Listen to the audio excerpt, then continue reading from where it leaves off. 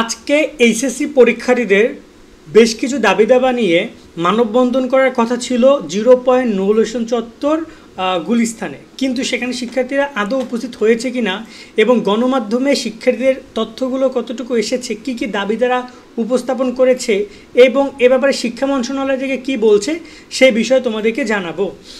Already তোমরা দেখেছো যে কিছু শিক্ষার্থী উপস্থিত হয়েছিল, তারা বিভিন্ন গণমাধ্যমকে ইন্টারভিউ দিয়েছে যে আমরা এটা চাই ওটা চাই। তো সেখানে তারা অনেকগুলো দাবি দেবার কথা বললো। স্পেসিফিক্যালি তারা 3টা দাবির কথা বলেছে। এক হচ্ছে পরীক্ষা পিছিয়ে নেওয়া হোক। এটা আসলে সকল শিক্ষার্থী কিন্তু চায় না, শিক্ষার্থীদের একটা অংশ চাচ্ছে, আবার একটা অংশ চাচ্ছে না, এবং যে অংশটা চাচ্ছে তাদের সংখ্যাটা খুবই সীমিত। কারণ বেশিরভাগ শিক্ষার্থী ফেসবুকে বলছে, ইউটিউবে বলছে পরীক্ষা পিছিয়ে নেওয়া হোক, কিন্তু বাস্তবে যখন এই দাবি নিয়ে রাজপথে যাওয়ার কথা বা যখন তারা এই বিষয় নিয়ে মানববন্ধনের বিষয়টা, সেখানে আমরা শিক্ষার্থীদের সংখ্যা খুবই কম দেখতে পাচ্ছি। তার মানে বলা যায় এটা কিন্তু বেশিরভাগ শিক্ষার্থীর দাবি না।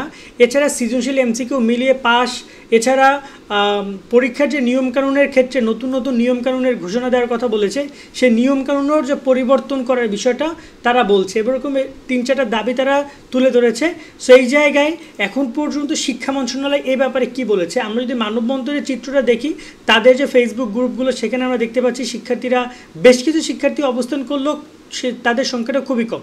এবং সিলেট বোর্ডের সামনে অনেক শিক্ষার্থী সেখানে অবস্থান করছে। সিলেট বোর্ডে হয়তোবা শিক্ষার্থীরা স্মারকলিপিও তারা জমা দিয়েছে সিলেট বোর্ডের কাছে, তবে সংখ্যাটা খুবই সীমিত, তোমরা দেখতে পাচ্ছ সংখ্যাটা।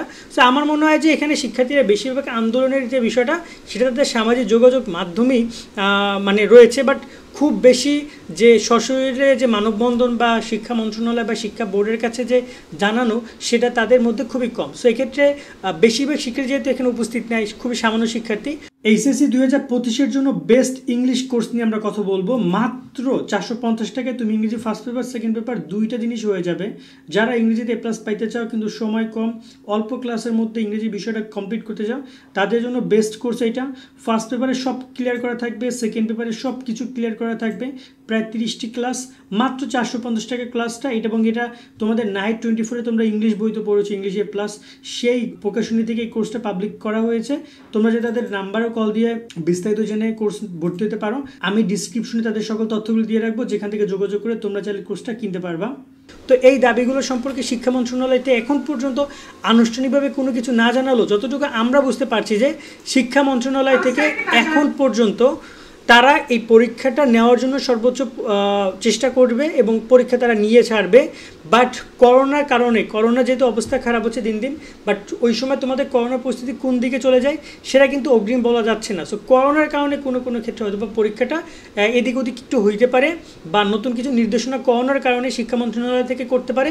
এবং আমরা কিন্তু গত ভিডিওতে আলোচনা করেছিলাম, যদি করোনা আসে তাহলে কীভাবে পরীক্ষা নেওয়া যেতে পারে। আমরা যেখানে 3টা বিকল্পের কথা বলেছিলাম, সেই বিকল্প উপায়গুলো শিক্ষা মন্ত্রণালয় চাইলে ভেবে দেখতে পারে যে এভাবে পরীক্ষা নেওয়া যেতে পারে কিনা। সো সব মিলে যদি বলি, শিক্ষার্থীরা পরীক্ষা নিয়ে আন্দোলন করছে, তবে সেই সংখ্যাটা খুবই সীমিত, খুব বেশি না। তবে বেশিরভাগ শিক্ষার্থী যদি বলি, তারা এই আন্দোলনের সাথে সম্পর্কিত না। হয়তোবা ফেসবুকে, ইউটিউবে আমরা অনেকেই দেখি যে কমেন্ট করতে যে পরীক্ষা পিছনে দরকার বা সামথিং, এই টাইপের কিছু আন্দোলন চাই, বা কিন্তু যখন তাদের রাজপথে আসার কথা বা যখন তাদের মানে আন্দোলনের যে সরাসরি উপস্থিত হওয়ার কথা, সেখানে তাদের সংখ্যাটা খুবই সীমিত। সেক্ষেত্রে এই হচ্ছে সর্বশেষ তথ্য। এবং আজকের ক্ষেত্রেও যদি বলি, এখানে শিক্ষার্থীদের তেমন কোনো উপস্থিতি ছিল না আজকের এই আন্দোলনে, গুটি কয়েক শিক্ষার্থী বাদে। তবে যদি কোনো সময় শিক্ষার্থীরা আন্দোলন নিয়ে কোনো কিছু করে এবং তখন শিক্ষা মন্ত্রণালয় যদি আনুষ্ঠানিকভাবে কোনো বিবৃতি দেয়, আমরা চেষ্টা করবো তোমাদেরকে সেই সম্পর্কে জানানোর। আজকের মতো আমরা এখানে বিদায় নিচ্ছি। সকলে অনেক অনেক ভালো থাকবে। আল্লাহ হাফেজ।